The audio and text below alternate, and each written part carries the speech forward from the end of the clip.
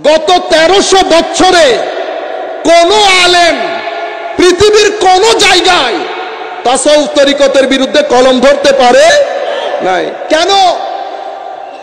কারণ কোরআন বলছে তারাই সফল যাদের নামাজের মধ্যে খুশু আছে, ঠিক তো, একাগ্রতা আছে। তো কোরআনের কথা আমি শুনলাম, আল্লাহ আমি এটার বাস্তব নমুনা দেখতে চাই। আমার আল্লাহ বলে দিলেন আমার নবীর দিকে দেখলে বাস্তব নমুনা দেখে ফেলতে পারবে। এখন আমি নবীকে বলছি ইয়া রাসূলুল্লাহ, এখন তো নবী নাই। কদ আফলাহাল মুমিনুনা আল্লাযীনা হুম ফি সালাতিহিম খাশিউন। নামাজে একাগ্রতা, এটা যদি আমার চোখ দেখতে চায়, ইয়া রাসূলুল্লাহ আমি কোন জঙ্গলে যাব দেখার জন্য? আমার নবী বলছেন উম্মত, আমি না থাকলেও পৃথিবীর কিয়ামতের দিন সকাল পর্যন্ত আমার উম্মতের উলামা, আমার উম্মতের উলামা আলেমরা আমার দ্বীনের বাগানের পাহারা দেবে। কেউ শরীয়তের পাহারা দেবে, কেউ তরিকতের পাহারা দেবে, কেউ হাকিকত এবং মারিফতের পাহারা দেবে। খবরদার, তরিকতের কথা বলতে গিয়ে আপনি যদি শরীয়তকে ছোট করেন, মনে রাখবেন মুরতাদ হয়ে যাবেন। কি হয়ে যাবেন? মুরতাদ হয়ে যাবেন। মনে রাখবেন আমাদের শরীয়তের মধ্যে আমরা যে বলি ফরজ, ওয়াজিব, সুন্নতে মুআক্কাদা, গায়রে মুআক্কাদা, হারাম, তাহরিমি, তানজিহি, ইসআ, খেলাফে আউলা, এটা শরীয়তের থাক। কে সাজিয়েছে? আমার নবীর উম্মতের আলেমরা সাজিয়েছে। তাদেরকে আমরা কি বলি? ফকিহ বলি। ফকিহ, এটা শরীয়তের থাক। ঠিক সেভাবে আমার নবীর উম্মতের আলেমরা হাদিসের থাক সাজিয়েছে। এটা সিহাসিত্তা, তাবরানি হাদিসের গ্রন্থ বলতে থাকেন। কোন মুহাদ্দিস এসে নতুন কোন হাদিস বলতে পারবে না? বলেন সবাই একসাথে না। কেউ বলতে পারবে এটা হাদিসে এসেছে, কেউ বলতে পারবে আরো সুন্দর করে বললে তো আপনারা কলা। আমার নিজের কানে শুনেছি, হুজুর ওয়াজ করতেছে কানে হাত দিয়ে, কলা রাসূলুল্লাহি সাল্লাল্লাহু আলাইহি ওয়াসাল্লাম। এই শব্দ আল্লাহর দুনিয়ার মধ্যে এর চেয়ে মিঠা শব্দ আর নাই। যারা ইলমে হাদিস পড়ান তারা অত্যন্ত সৌভাগ্যবান। হাদিস স্কুলে যখন তারা ক্বালা রাসূলুল্লাহি সাল্লাল্লাহু আলাইহি ওয়াসাল্লাম, সবাই বলেন সাল্লাল্লাহু আলাইহি ওয়াসাল্লাম, অসম্ভব মিঠা জিনিস। কিন্তু আপনি ক্বালা রাসূলুল্লাহ বলে একটা হাদিস বললেন, এখন আপনার অধিকার আছে জিজ্ঞাসা করার এটা কোন কিতাবের মধ্যে এসেছে এবং এই হাদিস সম্পর্কে মুহাদ্দিসিনে কেরামের অভিমত কি। আপনি যদি বলেন আমি কোনো অভিমত মানি না, এটা নতুন, তাইলে আপনিও নতুন। আমার ধর্ম পুরানো, আপনি নতুন। নতুন জিনিসকে পুরানো জিনিসের মধ্যে রাখা যাবে না। শরীয়তের তাকও রেডি, হাদিসের তাকও রেডি। আপনি বড় মুহাদ্দিস, পৃথিবী বলছে আপনি ইমামুল মুহাদ্দিসিন, কিন্তু নতুন হাদিস বলতে পারবেন না। ইমামরা যা বলেছে তা থেকে আমরা বাইরে যেতে পারবো না। ঠিক সেভাবে আমাদের তরুণ প্রজন্ম জানেও না। ঠিক সেভাবে আমার নবীর উম্মতের তরিকতের আলেমরা, মারিফতের আলেমরা, তারা কি করেছে? তাসাউফ তরিকতের একটা চার্ট বানিয়েছে। বুঝতে পেরেছেন? এটা তরিকত, এটা তরিকতের উসুল, এটা তরিকতের মানহাজ, এটা তরিকতের মেথোডোলজি। কিতাব রচনা করেছে কেমন? এখনো মুহাদ্দিসিনরা হাদিসের কিতাব রচনা শুরু করে নাই, যখন তরিকতের ইমামরা তরিকতের কিতাব রচনা শুরু করেছে। আপনাদের জ্ঞাতার্থে বলছি, তরিকতের কিতাব ইমাম আহমদ ইবনে হাম্বল, হাম্বলি মাযহাবের ইমাম, রচনা করেছেন কিতাবুজ যুহদ ওয়ার রাকায়েক, তরিকতের কিতাব। ইমাম আব্দুল্লাহ ইবনে মুবারক হুজুর ইমামে আজমের ছাত্র, ইমামে আজম যদি তাবেঈ হয়, আব্দুল্লাহ ইবনে মুবারক তাবেঈ, তাবেই হয় নাই, তাইলে 3 প্রজন্মের 1 প্রজন্ম, 3 প্রজন্মের 1 প্রজন্ম। কিতাব লিখেছে কিতাবুজ যুহদে ওয়ার রাকায়েক। আপনি যদি সালাফি হন, যদি আপনি সালাফি হন, তো ইনারা সলফে সালেহিনে উম্মত না হলে সালাফি কি আপনার বাবা? আব্দুল্লাহ ইবনে মুবারক যদি সালাফি না হয়, হযরতে ইমাম আহমদ ইবনে হাম্বল যদি সালাফি না হয়, ওয়াকি বিন জাররাহ যদি সালাফি না হয়, তো সালাফি আপনি কাকে বলতেছেন? তাইলে ইনারা তো আমার নবী যেই 3 প্রজন্মের জন্য দোয়া করেছেন, এরা সবাই 3য় প্রজন্মের লোক। আমি ইমামে আজমের কথা বাদই দিলাম। এই প্রজন্মের পরে কিছুদিনের মধ্যে হারেস আল মুহাসিবি কিতাব লিখেছে। এটা এই প্রজন্মের পরে 250 থেকে 400 হিজরির মাঝখানে, 250 থেকে 400 হিজরির মাঝখানে তরিকতের কিতাব লিখেছেন ইমাম কুশাইরি। আর রেসালা কুশাইরিয়া বলি, কুতুল কুলুব লেখা হয়েছে, মানাজিলুস সাইরিন লেখা হয়েছে, কাশফুল মাহজুব লেখা হয়েছে, কুতুল কুলুব লেখা হয়েছে, লুমা লেখা হয়েছে, ইহয়া, পরবর্তীতে ইহয়া উলুমিদ্দিন লেখা হয়েছে, আওয়ারিবুল মারিফ লেখা হয়েছে। এগুলা হচ্ছে তরিকত এবং তাসাউফের প্রসিদ্ধ কিতাব। আপনি পৃথিবীর যেই প্রান্তে তরিকতের কথা বলবেন, এই কিতাবগুলা থেকে বাইরে যেতে পারবে না। যেভাবে হাদিসের কথা এখান থেকে বাইরে যেতে পারবে না। তাফসীরের কথা আপনি যদি বলেন এটা আমার নতুন তাফসীর, গ্রহণ করবে কেউ? আপনি যখন তাফসীর করবেন, আপনি হয় তাবারি, হয় ইবনে কাসির, যদি কোরআনে হাদিসের রিওয়ায়াত সাহাবায়ে কেরামের কথা দিয়ে আপনি যদি তাফসীর করতে চান, হয় তাবারি নয় ইবনে কাসির, জালালাইন আছে।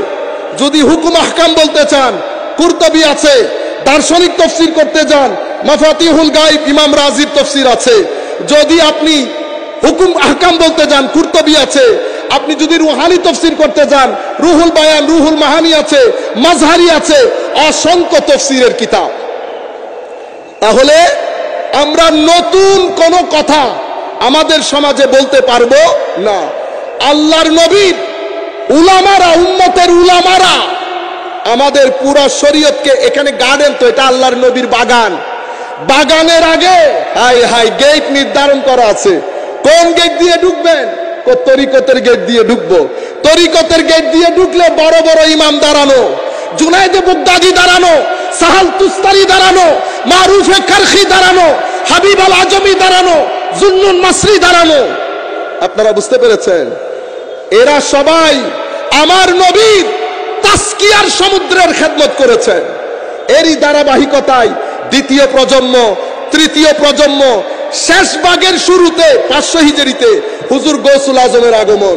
আমরা মনে করি হুজুর গৌসুল আজমের মাধ্যমেই শুরু। না না না না, হুজুর গৌসুল আজম তো একেবারে শেষ পর্যায়ের মুতাখিরিন। ইনারা সবাই মুতাকাদ্দিমিন, যাদের পিঠ তাবেঈনদের সাথে লাগানো। আফসোসের বিষয়, আমার ছেলেরা জানেও না। যখন ওরা মনে করে এটা শুধু উরুস 1800-র মধ্যে হইতেছে, তো এ গেছে কোথায়? আজহারে। এখন আজহারি ইমাম হুসাইনের উরুস 1-2 দিন না তো। আমাদের হাসান আজহারি সাহেব বক্তব্য রেখে যান নাই, উনিও ইমামে হুসাইনের উরসে পাকে শরীক হয় নাই। ও খাইতে বহুত ভালো লাগে।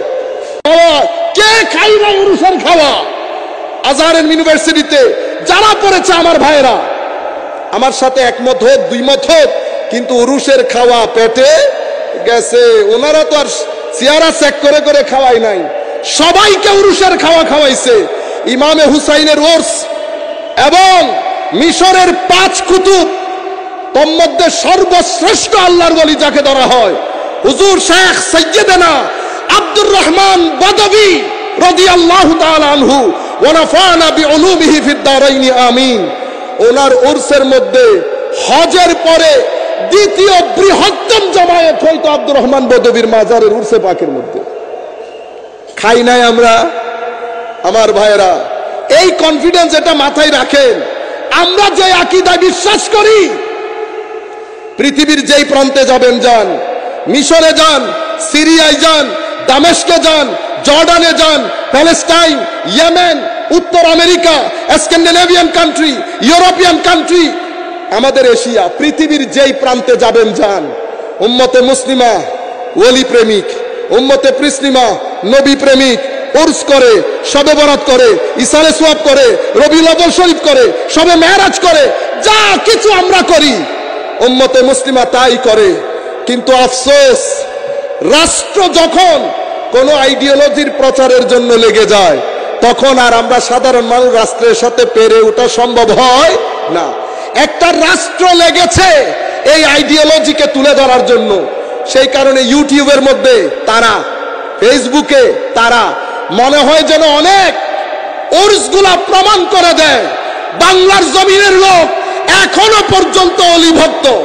আল্লাহর ইজ্জতের কসম করে বলছি, গত 2-4 দিনে যতগুলা উর্সে পাকের মধ্যে গেছি, ঠাটে মারতা হুয়া সমুদ্র, সমুদ্রের ঢেউয়ের মতো মনে হয়েছে।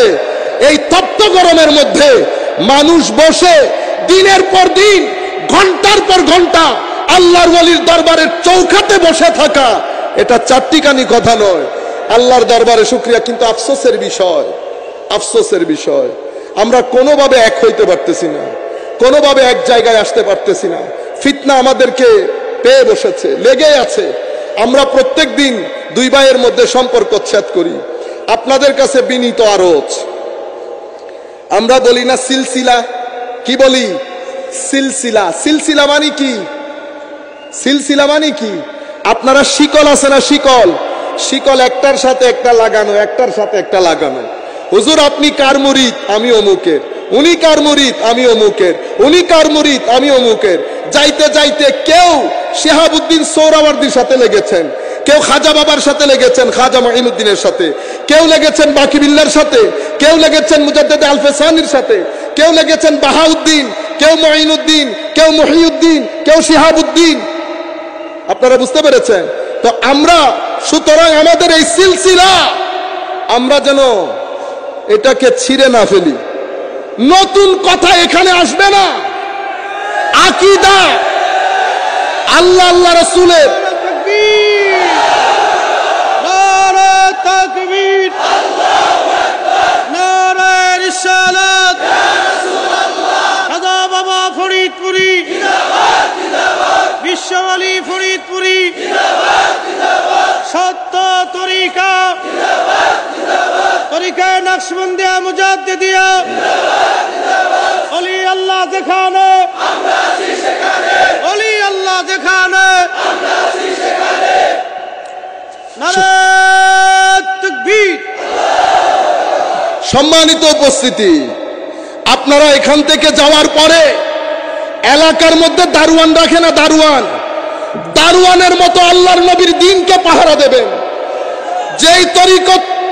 যেই তরিকতের শামিয়ানার নিচে আপনি অবস্থান নিয়েছেন, সেই তরিকতের গোলাম হিসেবে, সেই তরিকতের একজন পাহারাদার হিসেবে আপনার এলাকা পাহারা দেবেন।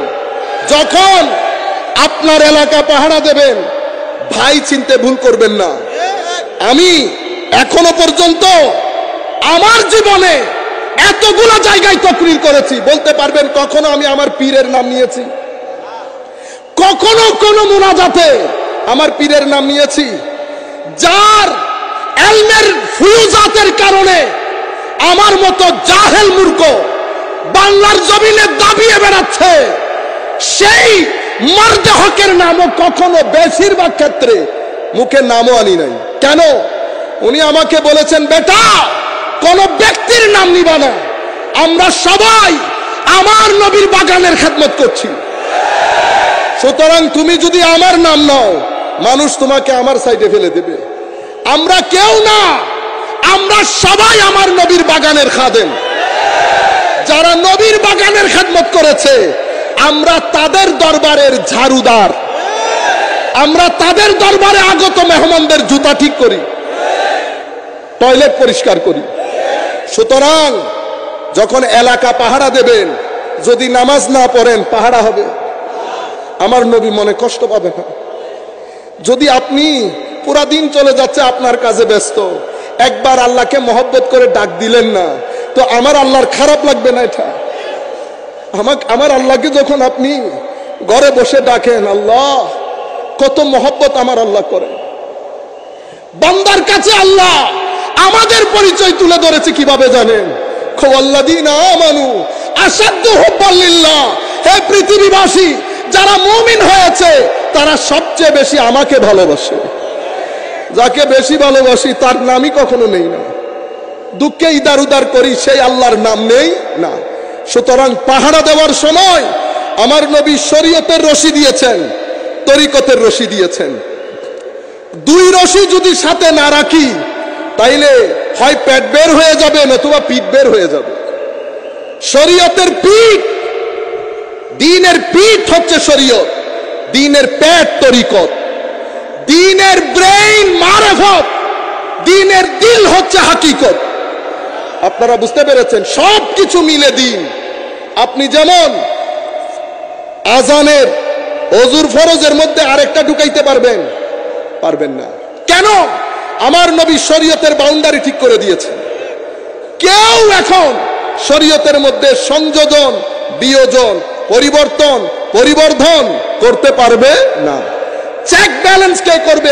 কোরআন এবং সুন্নাহ, কোরআন এবং সুন্নাহ। আপনি যাই বলেন তিন জায়গা থেকে ভেরিফিকেশন নিতে হবে, কোরআন থেকে, সুন্নাহ থেকে এবং উলামায়ে উম্মতের কাছ থেকে। ইয়া আইয়ুহাল্লাযীনা আমানু আতিউল্লাহ, হে মুমিন, আল্লাহর আনুগত্য, রাসূলের আনুগত্য এবং রাসূলের আনুগত্যে ফানা হয়ে যাওয়া উলিল আমর উলামায়ে কেরামের আনুগত্য গ্রহণ করো। সুতরাং আমি যা বলবো, যা করব, তিন জায়গা থেকে ভেরিফিকেশন লাগবে।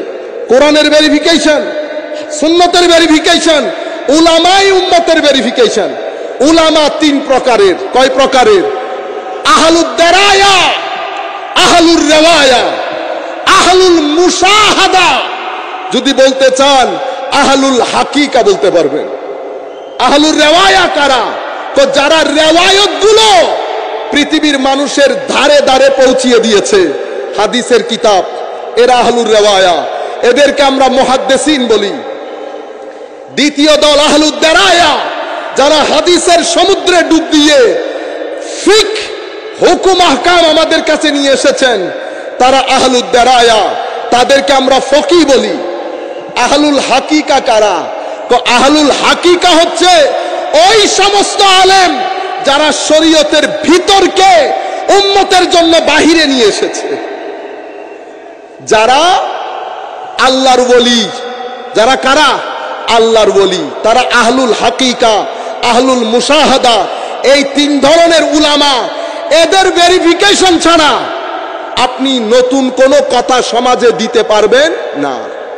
এখন আমাদের এখানে কেউ তরিকতপন্থী আর কেউ তরিকত বিদ্বেষী, দুইটা সমাজ তৈরি হয়েছে না? তরিকত বিদ্বেষী যারা, তারা অনেক লেখাপড়া করে। কেন করে জানেন? আপনাকে গায়েল করার জন্য, বুঝার জন্য না। আর কোন কিতাব পড়ে? আসল কিতাব পড়ে না। আমি স্পষ্ট ভাষায় বলছি, বড় আলেম, ইংল্যান্ডের বুকে আমার সাথে কথা হচ্ছিল। আমরা তো কোনো বড় আলেম না, আমরা বড় আলেম না। আমরা যদি আপনি ক্লাস করেন, কোনো ক্লাসের মধ্যেই পড়বো না। এবং এটা আপনারা মনে করবেন আমি ভদ্রতার কারণে, আদবের কারণে বলছি, এটা আল্লাহ ভালো জানেন। আপনারা বলতেছেন আমি কি, আমার চেয়ে তো কেউ ভালো জানার কথা না। তো আমার মতো একজন অযোগ্য ব্যক্তি বলতেছি, হুজুর আপনি যে তরিকতের সমালোচনা করছেন, আমি কি বিনয়ের সাথে আপনাকে একটা প্রশ্ন করতে পারি? কি প্রশ্ন? আল্লাহ, হুজুর আপনি আমাকে একটা তরিকতের কিতাব বলবেন, মৌলিক কিতাব, বাজারে বাংলার ছটি বই না, যে কিতাবগুলোর নাম নিয়েছি, রেসালা কুশাইরি, কশফুল মাহজুব, লুমা, মানাজিরুস সাইরিন, এর পরবর্তীতে ইহয়া উলুমুদ্দিন, গুনিয়াতুত তালিবিন, আওয়ারিফুল মাআরিফ, এগুলা হচ্ছে তাসাউফের মৌলিক গ্রন্থ। হুজুর এই গ্রন্থগুলা থেকে একটা গ্রন্থ শুরু থেকে শেষ পর্যন্ত পড়েছেন, একটা গ্রন্থের নাম বলতে পারবেন? কিতাব পড়ার, ওই কিতাবগুলা পড়ার সময় নাই আমার হাতে। বুঝতে পেরেছেন? উনি কি পড়েছেন? যারা তরিকত তাসাউফের বিরুদ্ধে বই লিখেছে সেগুলা পড়ে আপনার সাথে যুদ্ধে লিপ্ত হয়। এখন আমার লোক তো সাধারণ লোক, আমার লোক তো আর এই বিষয়ে পিএইচডি করার দরকার নাই। উনি তো আল্লাহর ওলির দরবারে এসেছে, চেহারা দেখেছে, কেঁদে রেঁদে চলে গেছে। আমি সারাদিন বইয়ের সাথে বসে থাকি, এত চেষ্টা করলাম, ভাইকে পয়সা দিলাম আমার একটু কান্দাইতে পারস কিনা দেখ। ভাই পুরা দিন চেষ্টা করে চোখের পানি বের করতে পারে নাই, কারণ দিল শক্ত হয়ে গেলে চোখ পানি ছাড়ে না। এখন দিল নরম করার জন্য কার কাছে যাব? আহলুর রেওয়ায়া, এরা দিল নরম করে না। আহলুদ দারায়া, এরাও দিল নরম করে না। তো দুদেরকে জিজ্ঞেস করতেছি, হুজুর কার কাছে গেলে দিল নরম হয়? কো আহলুল মুশাহাদার কাছে যাও। ওই দরবেশ কো কোনার মধ্যে বসে আছে, এর কাছে যাও। হুজুর দিল নরম করতে চায়, কিছু শিখাই দেন। কো দিল নরম শিখানো যায় না। কো কি করতে হয়? কো হুজুর বলতেছে আমার সাথে থাকলে হবে। হুজুর কতদিন? কো মাসখানেক থাকলে হবে। মাসখানেক। তো দিল নরম করতে গেছি। হুজুর এখন আমার দায়িত্ব কি? কো আজকে থেকে খালি জুতা ঠিক করবি, আমার দরবারে যারা আসে শুধু জুতা ঠিক করবি। চৌধুরীর পোলা দিল নরম করতে গেছে। হুজুর কি বলে? হ্যাঁ, বাধ্য, কিছু করার নাই, করা শুরু করেছে। হায় হায় হায়। হুজুর কোনার মধ্যে বসে একটু একটু করে নজর দেয়, একটু একটু করে নজর দেয়। যত নজর দেয় শরীর থেকে যেমন ঘাম বের হয়ে শরীরের আবর্জনা বের হয়ে যায়, আল্লাহর ওলিদের নজর পড়লে সিনা গেমে সিনা থেকে ময়লা বের হয়ে যায়। কোনে কোনে নজর, নিগাহে ওলি মে ये तासीर देखा, আল্লাহর ওলিদের দৃষ্টির মধ্যে এই তাসির দেখেছি। হাজার মানুষের ভাগ্যের পরিবর্তন হয়ে গেছে। এরা হচ্ছে গুড় আছে না, গুড়ের মতো। আমার কাছে মাসি বসে, কো তুমি গুড় না বেটা, তোমার কাছে গায়ে বসে লাভ আছে। মাসি কোথায় বসে? কো গুড়ের উপর। একজন, এক মাসি, 2 মাসি, 10 মাসি, 100 মাসি বসছে। গুড়ের নাগাল পাইছে একজন, বাকি 100 জন ওই নাগাল পাওয়ার সৌবতের মধ্যে বসে খুশি। ওই 100টা মাসি এ তো গুড়ের নাগাল পাই নাই। কার নাগাল পাইছে? এমন মাসির নাগাল পাইছে যে গুড়ের নাগাল পাইছে। আপনারা বুঝতে পেরেছেন? এরা হলো মিঠা, এরা মারেফতের মিঠা, মারেফতের গুড়। আল্লাহর ওলি একটু একটু নজর দেয়। উনি জুতা সাফ করেন, জুতা সাফের কারণে ভিতরে আমিত্বের বুঝ যেটা ছিল, আমার বুঝ যেটা ছিল, আমাকে করেছে, আমাকে বলে ফেলেছে, আমি বরবাদ করে দিয়েছে আপনাদেরকে, আমাদেরকে। রুহানি জগৎকে বিনাশ করে দিয়েছে আমিত্ব। কত রতি মহারতি দেখেছি, কত মুহাদ্দিস মুফতি দেখেছি, কিতাবের বারে, আলমের বারে উঠতে পারে না। কত রতি মহারতি দেখেছি, সুবতের মধ্যে তাসির নাই, নজরের মধ্যে তাসির নাই, জবানের মধ্যে তাসির নাই। কেন? মনে রাখবেন, চোখ যা কিছু দেখে, এই চোখের দেখা আপনার কলবের মধ্যে একটা প্রভাব বিস্তার করে, একটা এফেক্ট করে। মুখ যা বলে, কান যা শোনে, প্রত্যেক কিছুর একটা এফেক্ট আপনার কলবের উপর পড়ে। যদি ভালো জিনিস দেখেন, এফেক্ট ভালো হয়। যদি মন্দ জিনিস দেখেন, এফেক্ট মন্দ হয়। পুরা দিন মিলে যদি পজিটিভ কিছু হয়, এটা পজিটিভ হবে, নেগেটিভ হলে এটা নেগেটিভ হবে। আপনি বাইরে যত জুব্বা পরে হাঁটেন না কেন, ভিতরে যদি গুনার অন্ধকার থাকে, মনে রাখবেন নামাজের জোক আসবে না, সিজদার জোক আসবে না, জিকিরের জোক আসবে না। উপর থেকে ভালো হব, আমার জবানের মধ্যে তাসির আসবে না। কেন? আমি মানুষ, আমাকে আল্লাহ শরীরও দিয়েছেন, আমাকে আল্লাহ রূহ দান করেছেন। মনে রাখবেন, যেই ব্যক্তি, আমার নবী বলেছেন, 7 দিনের জন্য নিজের চোখ হেফাজত করবে, আমার আল্লাহ তার সিনার ভিতরে সিজদা এবং রুকুর যোগ দান করবে। যেই ব্যক্তি 40 দিন সত্য কথা বলবে, তার জবানের মধ্যে বেলায়েতের তাসির চলে আসবে। যেই ব্যক্তি 40 দিন পর্যন্ত একনিষ্ঠতার সাথে আমল করবে, উলামায়ে উম্মত বলছেন, তার জবানের মধ্যে হিকমতের সমুদ্র বইয়ে দিবে আল্লাহ। আমরা ভিতর বাহির এক হতে হয় আল্লাহর ওলির দরবারে। কিছুদিন যেতে না যেতে, জুতা ঠিক করতে করতে কখন যে ভিতর ঠিক হয়ে গেছে বলতে পারে না। হুজুর ডাকতেছে, আয়ো এবার বলো কি? হুজুর প্রশ্নের উত্তর পেয়ে গেছি, আর লাগবে না উত্তর, আর উত্তর লাগবে না। এখন আমি বলতেছি, ইয়া রাসূলুল্লাহ, আমি নামাজের মধ্যে একাগ্রতা আছে এমন কাউকে দেখতে চাই। এটা আপনি অন্য কোনো এলমের দরজায় পাবেন না, এটা তরিকতের যারা আলেম তাদের মধ্যে পাবেন। তবে মনে রাখবেন, তরিকতের আলেম এই জায়গার মধ্যে পৌঁছে কিভাবে? হাদিসে কুদসির মধ্যে আমার আল্লাহ ইরশাদ করছেন, আমার বান্দা, হায় হায়, আমার বান্দা মুজাহাদা করে, মুজাহাদা। আমার বান্দা, আমার খাস আল্লাহর ওলি যারা, তাদের সুহবতে থেকে দিন রাত এক করে দিয়েছে। চোখের হেফাজত, মুখের হেফাজত, জিকির, তিলাওয়াতে কোরআন, আদব, শরীয়তের আদব, তরিকতের আদব, রাতের ইবাদত করতে করতে করতে হঠাৎ একদিন তাহাজ্জুদের মধ্যে, এই জমিনের মধ্যে তাহাজ্জুদের সিজদায় আসে কান্দে, আসে কান্দে। হঠাৎ করে মাশুকের অন্তরে মহব্বতের জোয়ার বয়ে যায়। দুনিয়াবাসী ঘুমে, এই দুনিয়ার মধ্যে আশেকের কান্না আরশে আজিমের মধ্যে পৌঁছে যায়। মাশুক তখন আশেককে টেনে নিজের সিনার সাথে লাগায়, বান্দা হয়েছে। আজকে থেকে আর বান্দা নাই, বন্ধুতে পরিণত হয়েছে। বান্দা বন্ধুতে কেমনে গেল?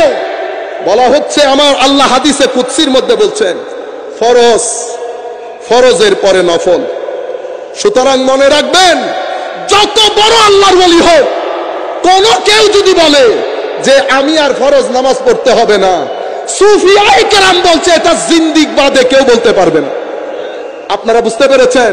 আমার আল্লাহ, আমার নবী আমাদেরকে যে শরীয়ত দিয়ে গেছে, সুফিয়ায়ে কেরাম যে তরিকত দিয়ে গেছে, এটার বাইরে আমরা যেতে পারবো না। মনে রাখবেন, মূল কথা যেটা বলতে চেয়েছিলাম, যারা মুনকের তারা পড়ে আপনাকে ঘায়েল করার জন্য, আর যারা আমরা আছি, আমরা তো পড়ি না, আমরা জানিও না, আমাদের ঘরে কোনো কিতাবপত্রও নাই। এই জানা আর না জানা, আর আমরা যারা জানি না, আমরা কি করেছি? তরিকতের ফরজ যেটা, এটাকে মুস্তাহাবে নামাইছি, মুস্তাহাবটাকে ফরজে তুলেছি।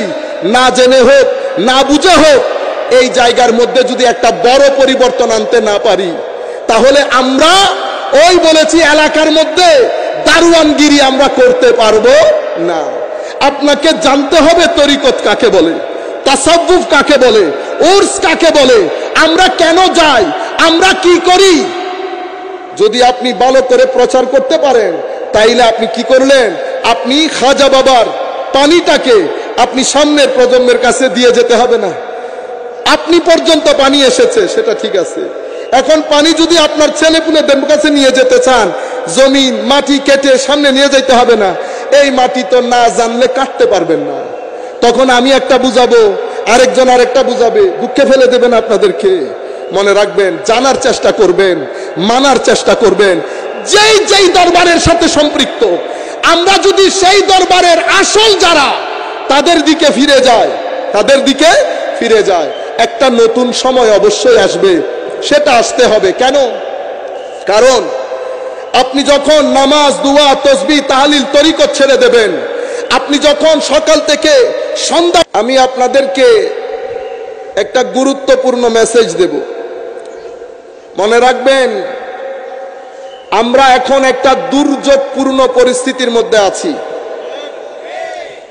একদিকে আধুনিকতার কালো থাবা আমাদের তরুণ প্রজন্মকে অশ্লীলতার গণজোয়ারে ভাসাচ্ছে, আরেকদিকে আধুনিক চিন্তা চেতনা, দার্শনিক চিন্তা চেতনা, বৈজ্ঞানিক চিন্তা চেতনা, আধুনিক লেখাপড়া আমাদের ছেলেপুলেদেরকে, যারা কলেজ বিশ্ববিদ্যালয়ে পড়ে, তাদের অন্তরে আকীদা সম্পর্কে, ঈমান সম্পর্কে, পরকাল সম্পর্কে, আল্লাহ সম্পর্কে তাদের যে বিশ্বাসের যে গ্রিপ, সেটা একেবারে নড়ে বড়ে করে ফেলছে।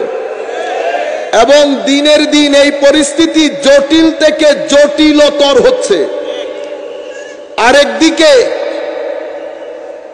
কিছু দুনিয়া, কিছু লোক, কিছু টাকা পয়সা, জড়বাদী চিন্তা চেতনা, তরিকত বিরোধী চিন্তা চেতনা আমাদেরকে এত বেশি দুনিয়াদার করে ফেলেছে, আমাদের ঘরগুলো, যেই ঘরগুলোর মধ্যে আমাদের মুরব্বীরা আগে নামাজের মাধ্যমে, তিলাওয়াতের কোরআনের মাধ্যমে যেই সকাল আমাদের হতো, আমরা জানি আমাদের রান্নাঘরের দরজা খুলতো না, চায়ের ডেকচি কখনো চুলাই উঠতো না, যতক্ষণ আমাদের মা বাবারা ফজরের নামাজ, কোরআনের তিলাওয়াত এবং ছেলেদেরকে মসজিদে না পাঠাতো। সেই জায়গার মধ্যে একটা আমূল পরিবর্তন এসে আমরা এখন এগুলা ভুলে গেছি। আমরা আমাদের প্রত্যেকের ঘরের মধ্যে হেন কোনো দিন নাই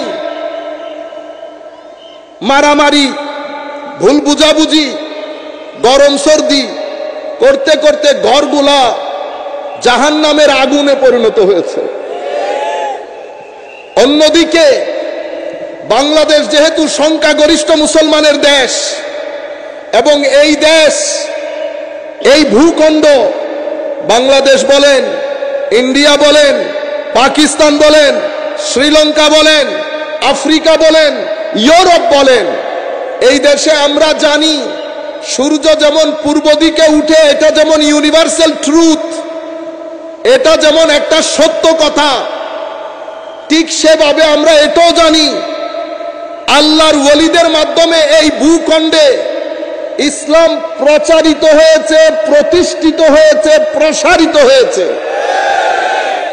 আল্লাহর ওলিরা দিক বিদিক ছোটাছুটি করে এক একজন এক এক অঞ্চল থেকে আত্মীয় স্বজন, পাড়া প্রতিবেশী রেখে কঠিন পথ পাড়ি দিয়ে, পাহাড়ি পথ, সামুদ্রিক পথ, নিজের জীবনকে তুচ্ছ জ্ঞান করে আমার নবীর আনিত দিন, তৌহিদের আলো, রেসালতের আলো, পরকালের আলো, এশকে ইলাহির আলো, এশকে নবীর আলো, এগুলো সাহাবায়ে কেরামের তাজিমের আলো, এশকে আলে বাইত রাসূলের আলো, শরীয়তের আলো, তরিকতের আলো, মারিফতের আলো, হাকিকতের আলো, যেই নূর নিয়ে আমার নবী দুনিয়ার জমিনে তশরিফ এনেছেন। আমার নবী প্রত্যেকের সিনার ভিতরে যারা আমার নবীর মতো করে জীবন যাপন করতে চেয়েছেন, প্রত্যেকের সিনার ভিতরে এই নূর এসেছে, প্রত্যেকেই এই নূর নিয়ে পৃথিবীর মধ্যে ছড়িয়ে গেছে, দ্বীন ইসলাম প্রচার করেছে, প্রসার করেছে, প্রতিষ্ঠা করেছে। সম্মানিত উপস্থিতি, এটা আমরা সবাই জানি, কিন্তু গত কিছুদিন ধরে মুসলিম সমাজের তরুণ প্রজন্মকে এই ভয়াল পরিস্থিতিতে মহব্বতের কথা না বলে তাদেরকে আউলিয়ায়ে কেরামের দেখানো পথে না ডেকে নতুন নতুন কিছু কথাবার্তা বাইরে থেকে ইম্পোর্ট করা হয়েছে। সেই ইম্পোর্ট করা জিনিসের মাধ্যমে তরুণ প্রজন্মকে, আমাদের তরুণ প্রজন্ম, আমাদের ছেলে বাতিজাদেরকে শতধা বিভক্ত করা হয়েছে। ঘরের মধ্যে আমার ছেলে হঠাৎ করে ঢাকা থেকে আসে, একজন বলে নবী শেষ নবী না, আরেকজন বলে মাযহাব নাই, আরেকজন বলে হাদিস নাই। এখন অপেক্ষা করতেছি আরেক দল কখন এসে বলে কোরআনও নাই। আপনারা বুঝতে পেরেছেন? এখন আমি শুধু আপনাকে ব্যাকগ্রাউন্ডটা দেখাচ্ছি, কত ধরনের সমস্যার মাঝখানে আমরা দাঁড়িয়ে আছি। একদল এসে বলে নবী আখেরি নবী না, আরেক দল এসে বলে ধর্মের মধ্যে কোনো মাযহাব নাই, আরেক দল এসে বলে যারা হাদিস হাদিস বলে এখানে কোনো হাদিস নাই। বুঝতে পেরেছেন? আবার এরা সবাই মিলে আরেক দল আইসা বলে সাহাবায়ে কেরাম আহলে বাইতের উপর জুলুম করেছে, আরেক দল আইসা বলে আহলে বাইত এত স্পেশাল কিছু না, আরেক দল আইসা বলে ইমাম হুসাইন রাদিয়াল্লাহু তাআলা আনহু শাহজাদা, আরেকজনের নাম নিচে, এটা আমি মুখে আনতে চাচ্ছি না, এটা একটা পবিত্র জায়গা, কিন্তু আপনারা বুঝতে পারতেছেন তো কার? যেই খবিস লাইন ইমামে হুসাইনের বিরুদ্ধে তরবারি ধরেছে সেও নাকি শাহজাদা। আমি মাঝে মধ্যে ইচ্ছে করে 32 দাঁত তো খসে পড়ার কথা ছিল, ঠিক না? কিন্তু শাহজাদা বললেও চেহারার মধ্যে কনফিডেন্স ছিল না, ডাকাইতের মতো ভীতি ছিল, ভীতি। কারণ সবার সাথে চৌধুরী যায়, সবার সাথে চৌধুরী যায়। আমি যখন নিজেকে সৈয়দ বলবো, এখন আমি যদি বলি আমি সৈয়দ মোহাম্মদ সাইফুল আজম, চেহারার মধ্যে কনফিডেন্স থাকবে না, কারণ আমি জানি আমি ওইটা না। তো মানুষ যারা ফেস রিড করে, পুলিশ ডিপার্টমেন্টে, আর্মি ডিপার্টমেন্টে জব করে, তারা চেহারা দেখে বলতে পারে, হয়তো আপনারাও বলতে পারবেন। তো যিনি শাহজাদা বলতেছেন, এটাও শাহজাদা, এটাও বলে শাহজাদা, আপনারা বুঝতে পেরেছেন? এটাও শাহজাদা মানে প্লেন চালাইতেছে, ওইটাও ড্রাইভার। আর আমার ভাই যিনি ঠেলা গাড়ি চালান, ওইটাও তো ড্রাইভার। বুঝতে পেরেছেন? আল্লাহ মাফি দে দে। এতগুলা জানিস, এগুলা সব আমাদের মুসলিম সমাজের মধ্যে প্রসারিত হচ্ছে। করতে করতে যেতে যেতে ইনারা আবার সবাই এক জায়গার মধ্যে একমত। কোন জায়গা? মিলাদুন্নবী নাই, শবে বরাত নাই, শবে মেরাজ নাই, 20 রাকাত তারাবি নাই, মাজার নাই, তাসাব্বুফ নাই। ও আছে কি? আপনারা বুঝতে পেরেছেন? এই হচ্ছে আমাদের তরুণ প্রজন্মের যুদ্ধ। তাইলে আমাদের ছেলেপুলে যারা রেখে যাচ্ছি, তাদের সামনে কোন কোন জায়গা থেকে ভয়াবহতা দেখেন। একদিকে আধুনিক চিন্তাধারা, লা ইলাহা ইল্লাল্লাহর উপর তার যে বিশ্বাস, পরকালের উপর তার যে বিশ্বাস, কোরআনের উপর তার যে বিশ্বাস, সেটাকে নড়বড়ে করে ফেলছে।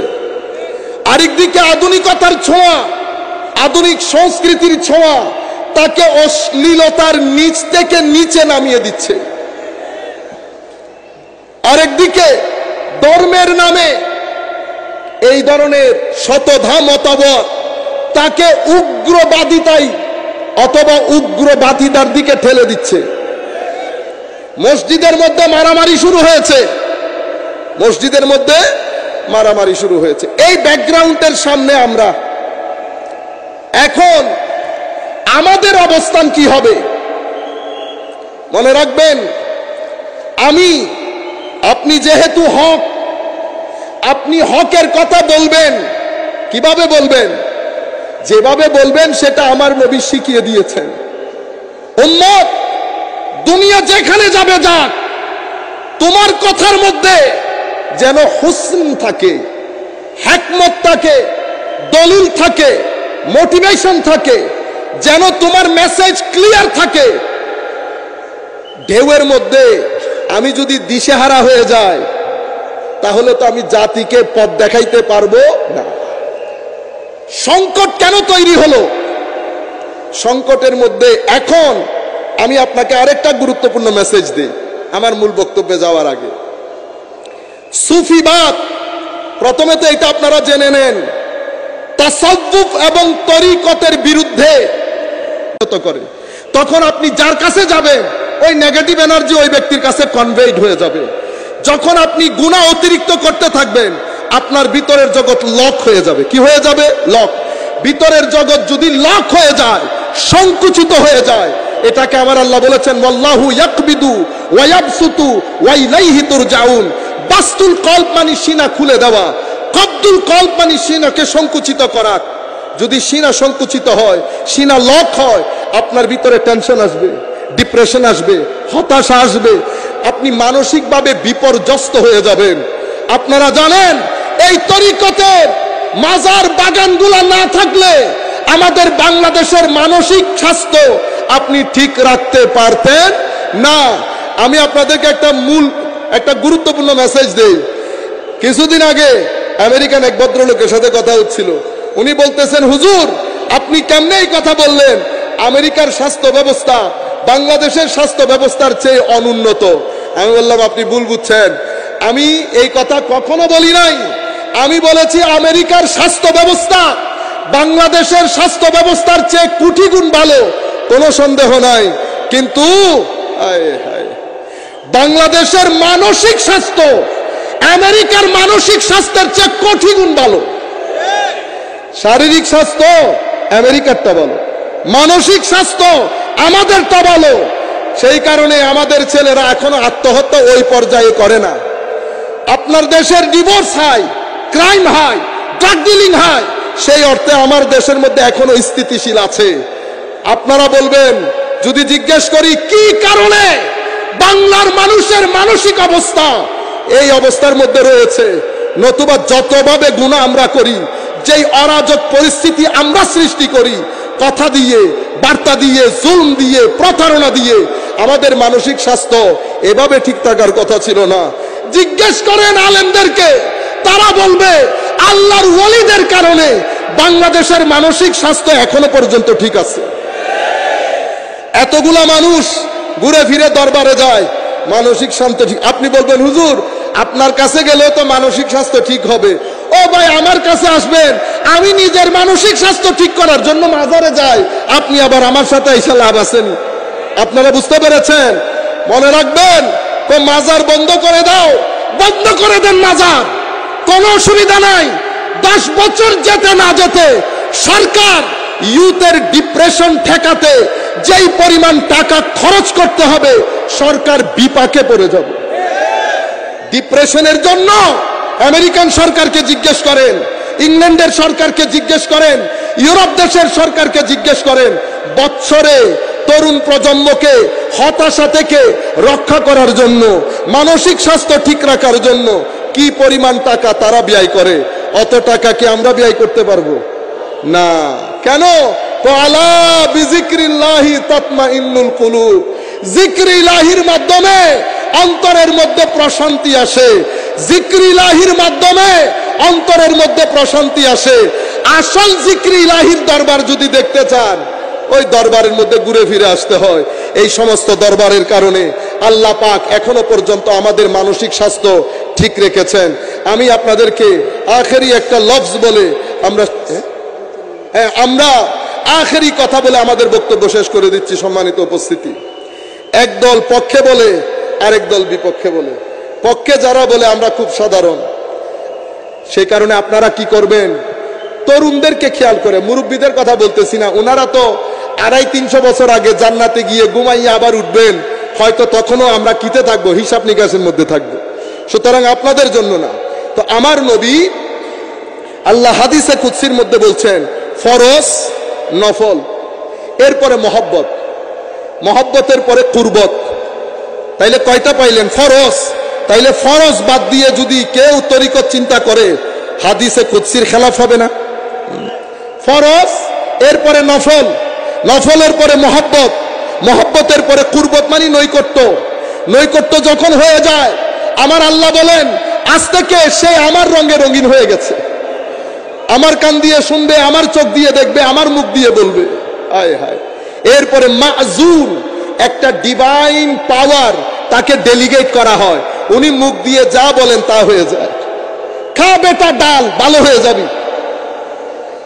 হ্যাঁ, এখন আপনি মনে করতেছেন ডাইলের মধ্যে তাসির, ও ডাইলের মধ্যে না, ও মুখের তাসির। কিসের তাসির? ও ওই ডাইল আমি খাওয়াইলে হবে? ও না, আপনি বুঝেন নাই। হুজুর বলতেছে ডাইল খা, মানে একটা বলেছে, একটা ভিতরে রেখেছে। কোনটা বলেছে? ডাইল খা, ভিতরে কোনটা রেখেছে? ভালো হইয়া যাবি। এটাকে আমরা আরবির মধ্যে বলি মাযুব রাখা। কি রাখা? মাযুব রাখা। তো এটা জবান তো বললে বলেছেন বলি, জবান তো আল্লাহ, তো ভালো তো হয়ে যাবেন। আমি যদি কুটিবারও বলি হবে না। কেন? আমি আমার জবানকে ওই জবান করতে পারি নাই, যে জবান দিয়ে গীবত বের হয়, মিথ্যা বের হয়, গালাগালি বের হয়। এটা কি আল্লাহর জবান হবে কোনোদিন? সুতরাং আসেন আমরা জেগে উঠি, আমরা একটু সচেতন হই, আমরা আল্লাহমুখী হই, নবীমুখী হই, শরীয়তমুখী হই, আমাদের যারা মূল প্রাণ, মূল কেন্দ্র, তাদের মুখী হই, এবং প্রত্যেকেই দরবারের এক একটা সৈনিক হিসেবে যেই যেখানে যায় দারওয়ান হিসেবে বসে যায়। আল্লাহ রাব্বুল আলামিন আমাদের হামি ও নাসির হোক। মওলাই করিম আমাদেরকে কবুল করুক।